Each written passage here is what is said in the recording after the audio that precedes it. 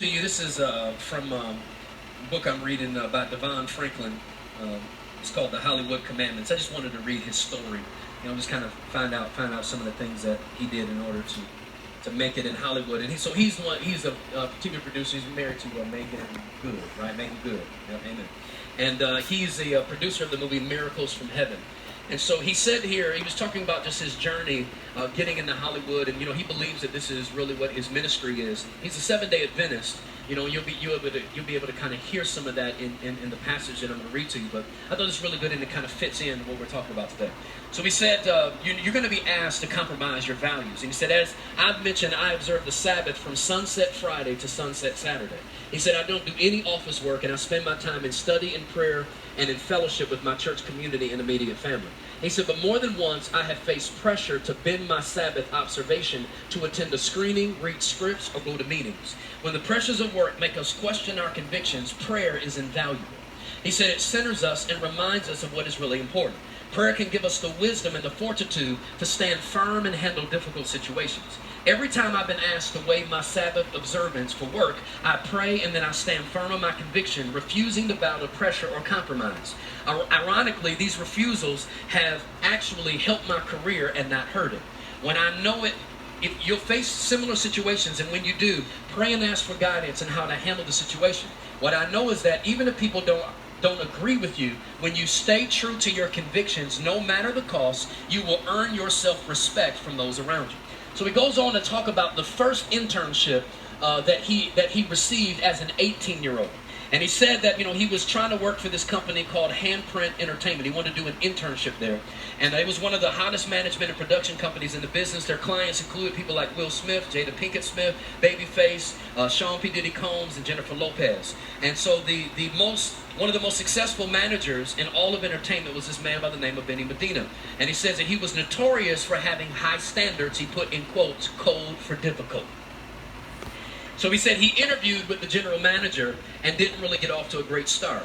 And so she asked him the question, why do you want to be in entertainment? And he said, I want to be in entertainment because I want to make change.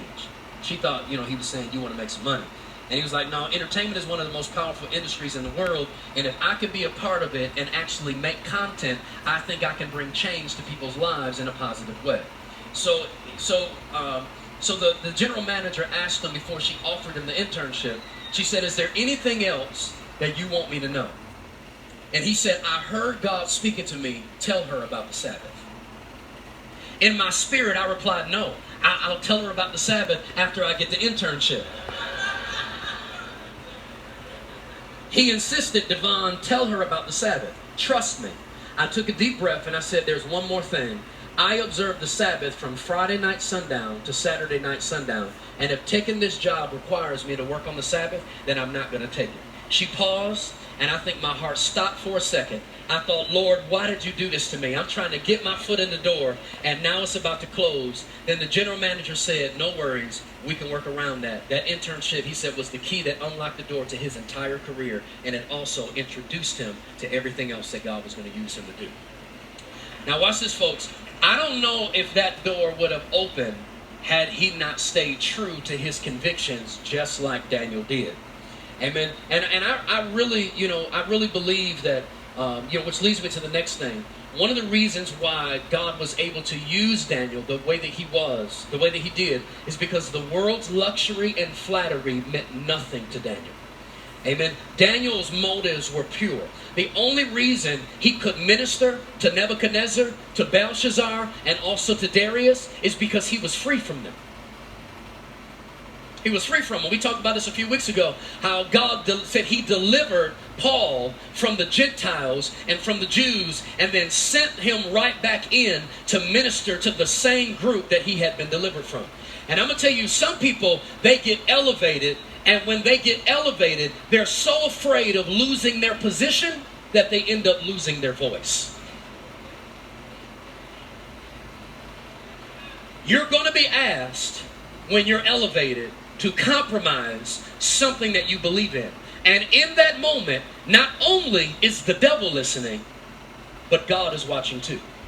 God is watching to see if he can trust you in an elevated position and still hold true to the convictions that you hold on the inside.